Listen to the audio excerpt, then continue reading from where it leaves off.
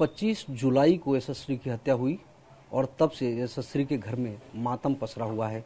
ठीक मेरे पीछे आप देखिए यशस्वी की तस्वीर है, वहां पर दीपक जलाया गया है। पूरा घर परिवार जो है आज भी सदमे में बैठा है। आप देखिए यशस्वी की माँ है, यशस्वी की मौसी हैं, दूसरे बाकी परिवारजन, आसपास के लोग, पूरे घर में मातम पसरा है क्योंकि किसी को ये नहीं समझ में आ रहा कि आखिर एक शख्स ने इतनी निर्मम और इतनी बर्बर तरीके से एक मासूम लड़की की हत्या आखिर क्यों की, इसके पीछे की वजह क्या है।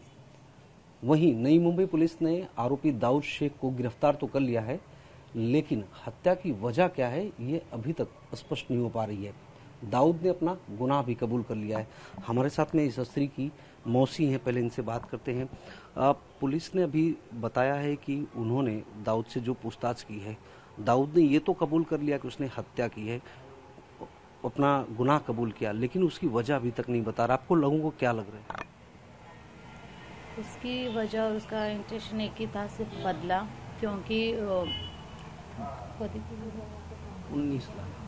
19 में उसके ऊपर पॉक्सो का वो केस डाला था, तभी 1-1.5 महीना उसको अंदर रखा था, तभी उसको बेल मिलके वो छूट गया और फिर उसने अभी ये किया।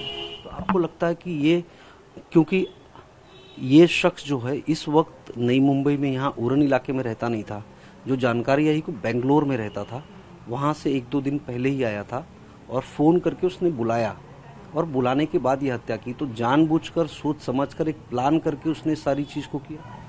हाँ सर, उसने प्लान करके ही ये किया था, क्योंकि वहाँ पे हमने तो उसको पॉक्सो का जब उसके ऊपर गुना दाखिल हुआ था तभी उसके ऊपर चिढ़ होगी, अभी वो खुद ही बताएगा ना।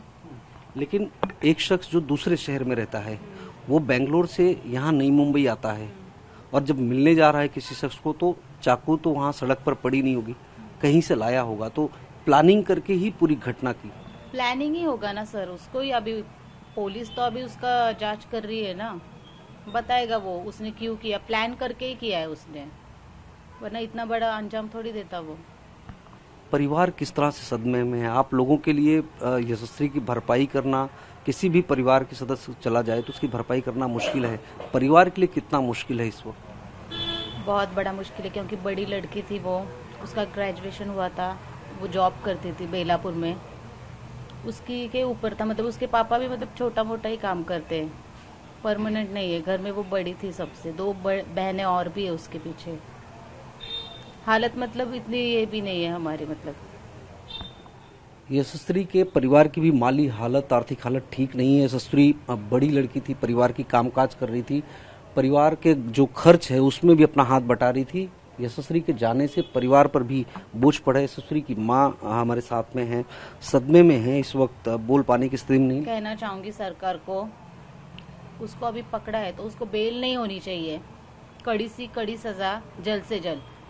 जो निर्भया प्रकरण हुआ था, बहुत देर लगी थी उसके माँ को न्याय मिलने में, अब ये नहीं होना चाहिए। ये महाराष्ट्र में फर्स्ट टाइम ये इतना हुआ है, तो जो सरकार ने जो मतलब प्रेशराइज रखा है ना पुलिस को, मतलब 24 घंटे में केस जो लेते हैं ना मिसिंग कंप्लेंट, उसके ऊपर कुछ तो भी थोड़ा सा मतलब ध्यान देके वो जो नियम है ना वो चेंज करने चाहिए फिर से, ऐसे मतलब, और मतलब बच्चियों के साथ ऐसा नहीं होना चाहिए।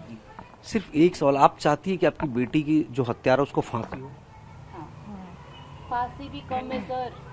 हम आपसे जानना, आप चाहती हैं कि दाऊद शेख को फांसी हो?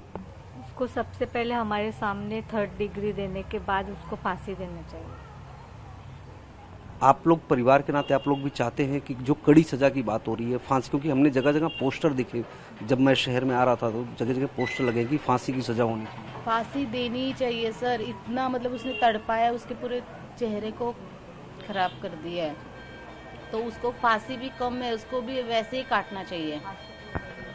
यशस्वी का परिवार बहुत सदमे में है क्योंकि परिवार की बड़ी लड़की थी, घर में भी आर्थिक तौर पर कामकाज करके अपने पिता का हाथ बटा रही थी, लेकिन जिस निर्ममता से हत्या की गई है उसको लेकर परिवार के अंदर एक गुस्सा भी है।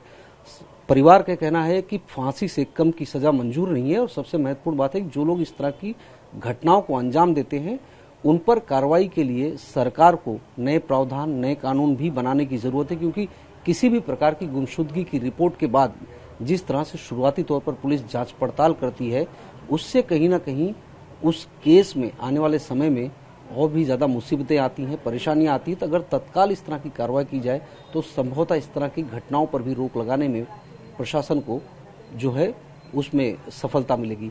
कैमरा पर्सन सुभाषिष दाम के साथ राजीव सिंह, TV9 भारतवर्ष, नवी मुंबई, उरण।